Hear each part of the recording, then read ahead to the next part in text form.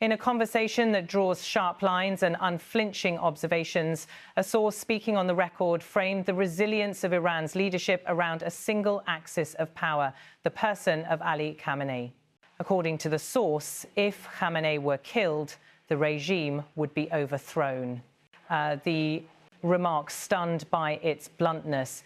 It came amid analysis of Iran's internal vulnerabilities, and it directly tied the survival of the system to the survival of its top figure.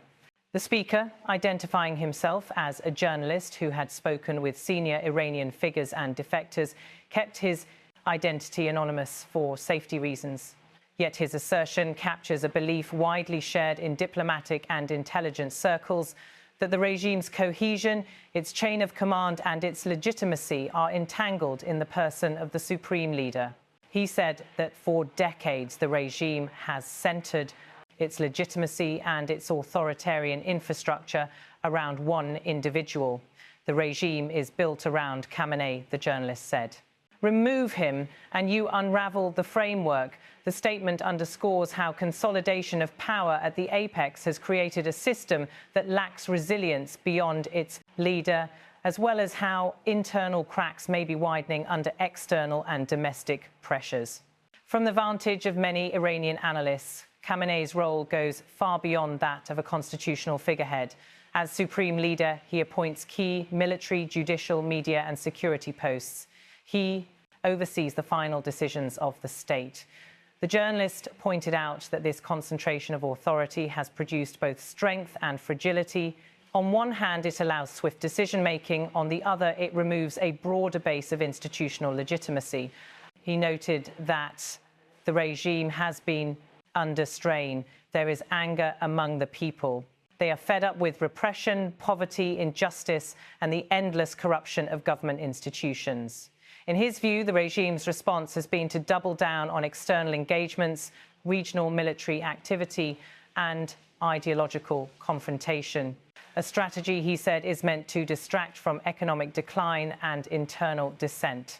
Yet the source believes that this strategy has limits. He argued that if a triggering event were to occur, the sudden removal or incapacitation of the Supreme Leader, for instance, the system would not be able to absorb the shock. It's a single-point failure, he said. The entire architecture is designed to protect the person at the top, not to survive without him. The journalist posed the scenario.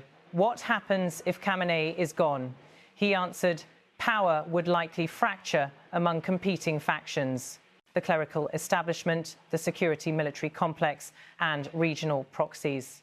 Without the unifying figure, loyalties would shift, institutional control would weaken, and the regime's legitimacy would collapse. The regime would be overthrown, he said, in plain terms. He stressed that overthrown in this context does not necessarily mean a sudden popular revolution in the Western sense. It may instead mean an implosion of elite consensus, a series of defections, an erosion of control, and eventually a transition away from the current system. He added that such a breakdown could be triggered not just by the leader's death or incapacitation, but by any event that removes him from the centre of gravity: serious illness, sudden capture, or loss of grip over key institutions. The journalist recounted conversations with Tehran-based analysts who described Khamenei's health as a recurring concern among regime watchers. While official sources downplay any significant illness, the uncertainty around succession remains a lurking vulnerability. The journalist quoted one insider as saying, "They never show their cards, they keep him visible, but behind the scenes, people ask who will lead next." He added that the institutional mechanisms for succession are opaque and that the regime's stability relies less on law than on networks of patronage and personal loyalty. All of this means that when Khamenei is no longer in the picture, the glue that holds the system together may simply evaporate.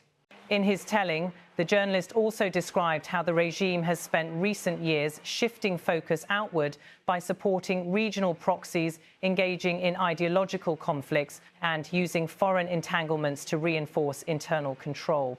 But he argued this is ultimately a holding strategy, not a long-term answer to structural problems. weak economy, rising public frustration, limited personal freedoms, and generational change within Iran's youth. Throughout the interview, he emphasized two key points, verbatim and in bold, as he had spoken them. If Khamenei were killed, the regime would be overthrown, and the regime is built around Khamenei. Remove him, and you unravel the framework. Such direct quotes underline the depth of the conviction behind these claims. He also discussed the concept of elite cohesion for the regime to continue. His argument goes, the clerical security bureaucratic complex must remain aligned, but so long as all major appointments and decisions come from the top, the possibility of elite divergence increases. Should a trigger event weaken the supreme leader's grip, the interests of competing factions may no longer converge. The journalist described how dissent in Iran today is not simply about protest in the streets, though there have been many. It is also about the fissures inside the regime itself, among religious institutions, security organs, economic networks, and regional actors. He pointed to recent public commentary, investigative reporting, and exiled media that suggests the regime is both outwardly defiant and inwardly defensive, an indicator, he said, of a system feeling its own risk. Interestingly, he framed the regime's outward military posture in the region, in the Gulf and in proxy theatres, as partly a function of fear. When internal legitimacy is weak, the regime uses external confrontation to generate nationalism, distract attention, and reinforce the image of strength. But such a strategy also heightens risk because it draws in external adversaries, imposes costs, and may provoke backlashes. He said that regime watchers often look at three sets of indicators: leadership, health and continuity, elite loyalty and cohesion, and public sentiment, especially among younger Iranians. He argued that the scenario of Khamenei's death or incapacitation brings all three into sharp focus. When the man at the top is gone, the first domino to fall is not necessarily the street protest, it's the elite alliance. And once that begins to falter, the system's outward show of unity may crack quickly. Reflecting on the future, a journalist maintained a cautious tone. He did not predict an imminent collapse of the regime, but he warned that the vulnerability he described is real and underappreciated. He said the regime can last as long as Khamenei is alive and able to command, but that is not a guarantee of stability, only a condition. He concluded that for those monitoring Iran, the key risk is not simply a policy shift or economic crisis, but a sequence of events centered on the supreme leader: illness, incapacity, leadership vacuum, internal dissension. In his view, should any one of those occur, the probability of systemic change rises sharply.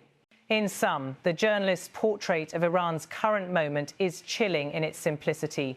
One man, one institution, one system, and one event that could change the equation entirely. If Khamenei were killed, the regime would be overthrown. It is a headline-worthy claim, anchored in interviews, insider perspective, and analysis of Iran's power architecture. Whether that scenario ever comes to pass remains to be seen, but for now, it is a reminder of how deeply the country's future is wrapped up in the fate of its supreme leader. In conclusion, the future of Iran is intricately tied to the fate of its supreme leader, Ali Khamenei. While the regime appears steadfast, the journalist's insight into the potential consequences of his removal underscores the fragility within a system built on centralized power. As Khamenei's health and leadership loom over the country's stability, it is clear that any disruption to his reign could unravel the tightly knit framework that holds the Islamic Republic together. The path ahead for Iran remains uncertain, but the possibility of profound change hinges on the health and survival of its leader.